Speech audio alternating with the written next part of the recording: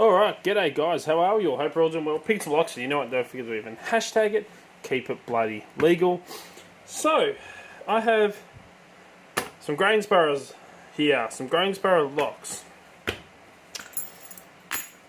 You've probably seen them if you're here in Australia, you probably have one on your front door. They're becoming quite popular, the more I see these around actually. So, you can tell Grainsborough pretty much by the distinct shape of the key's head, and they're a pain in the butt. In a way.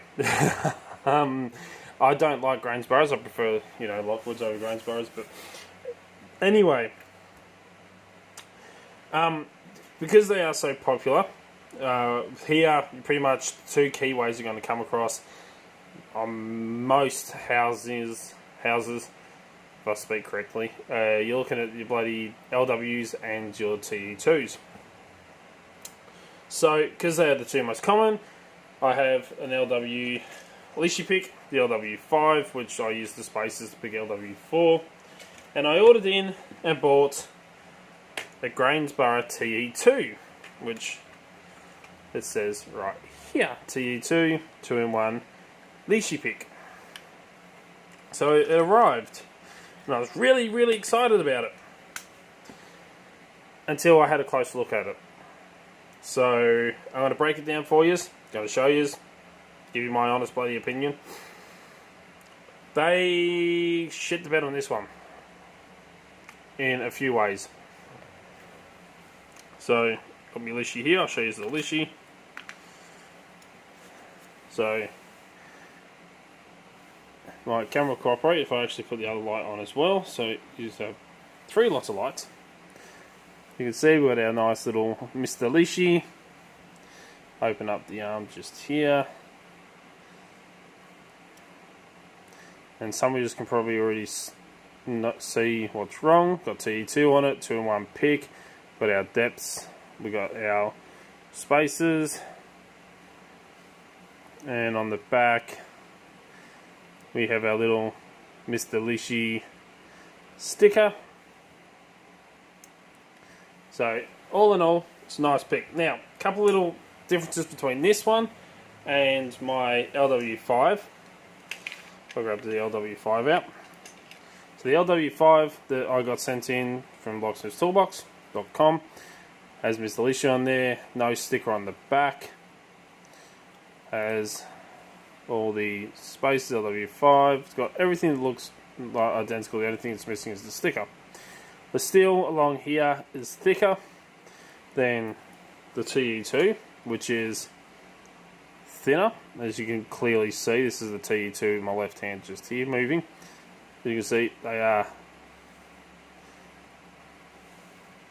thinner, or it is thinner. Also, the length of it is a bit shorter. So they're the main differences, and of course one being an LW keyway and the other one being a TE2. So anyway, I got really excited and I'm like, yes, I can actually pick and decode and cut keys to the code using the TE2 for the lot of Grainsborough locks that I deal with. Now, I have a set of space and depth keys here for Grainsboroughs. They all start off on a 0 cut. Right here, and then it goes 1 cut, 2 cut, 3 cut, 4 cut, all the way up to 9. 9 is the deepest cut on a TE2, and one of the most common depths of pins that I come across, there's always a 9 or an 8 cut. There's always a nice deep cut in the Grainsborough key. Most of them that I come across anyway. This one here, we have our code on there, 15445. Not really a big deep cut.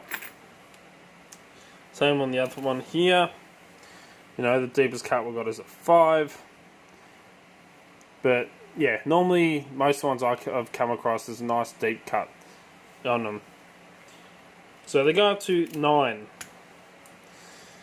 This Lishi pick, which you've all seen,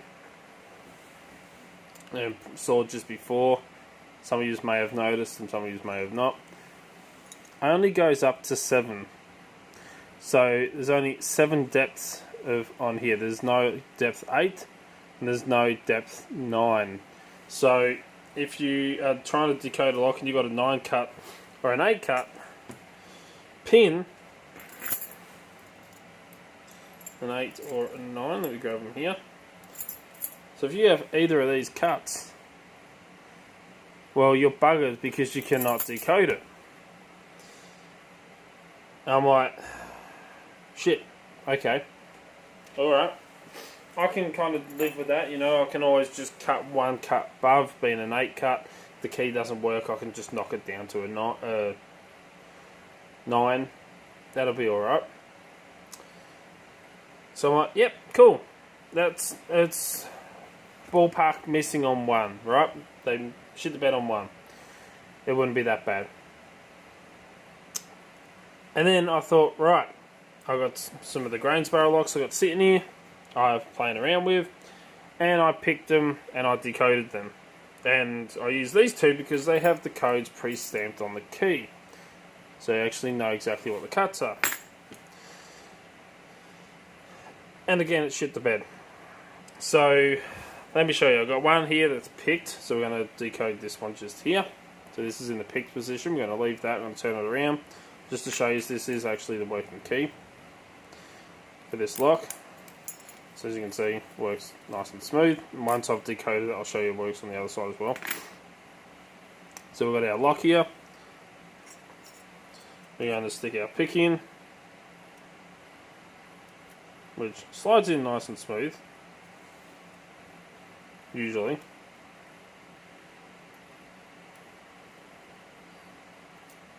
Sometimes it gets a little bit sticky. There we go. So we've got it in our picked position, we've got our pick here. So we know our first cut for this is a 1 cut. So we go to our first position and we go down with our pick and we test for a 1 cut. That there is sitting on a 2 cut. If I push down harder, really hard, so it actually springs, it goes down to a 1. I can even go deeper, but that is a 2 cut according to this. Try and get it on camera. As you can see, that is a 2 cut. The next cut is a 5. So let's go chamber 2. And we'll test it here. And according to this, that is a 6 cut. If I push down even harder, I can go all the way down. But if I push here, that there, follow that line across, is a 6 cut, not a 5 cut, which is 1 down like that. So I have to actually put more force on it than what I would recommend for decoding. Go to the next cut. What do we got here? Again, 5 cut. Next one here, we'll go down. What's that? That is a 5 cut. Last one, 6 cut. But we got 1, 5, 4, 4, 5. Here we got 2, 5. Actually, yeah, 5, 5 the 2 4s. 5 cuts the 6. 2 cut, number 2. What do we got there? 6.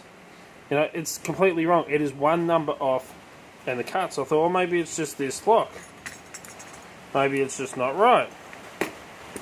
So I grabbed another one. Picked this one as well and decoded it. We've got our code here, 44252. And again, it is 1 code off, 1 number off. So not only are we missing 2 bloody pin depths on this, we're also off with our actual depth markings by 1 number, which, you know, isn't too bad of a deal if you remember it's 1 number off and stuff like that. I mean, really, you shouldn't have to. If you buy a product like this, it should be correct when you buy it. But yeah, to say I'm disappointed is true. it's a pain in the ass, especially when, you know, I wanted the TE2 to be able to pick and decode the locks, ones that I can't gut. I don't want to cut, you know, someone's lost a key, it's got a TE2, can we just get a key cut for it? Yeah, no problems, I'll decode it and cut it. But I can't if I don't have two depths, or two pin sizes, pin sizes, and correct depths on it. It's just not going to work. So, yeah. Mr Lishi, I think you might need to recheck this one, retest this one. I actually just contacted a mate of mine who has some of these as well, and he hasn't used them just yet. But he's ordered them, he's had them a bit longer than me, and I said to him, they only got 7 depths, and he goes and looks and he goes, oh shit, they do too. And then today, I sent him a message saying, mine are 1 number off, check your ones, to see what they're like. So, yeah, Mr Lishi, I think you got a problem here. I was going to give this a high review, because I love the Lishi picks, they are fantastic, but if you're missing the ballpark by not having 2 cuts and this actual correct depths being off by 1 number, then yeah, it's a bloody disappointment, to say at least. But anyway, as always, check out all the links in the description down below. Hit that thumbs up, I really do bloody appreciate it. Let me know if you have a TE2, if you're here in Australia and you've got a TE2, is your one exactly the same? And till next time, cheers guys, and I'll let you know if I get any updates about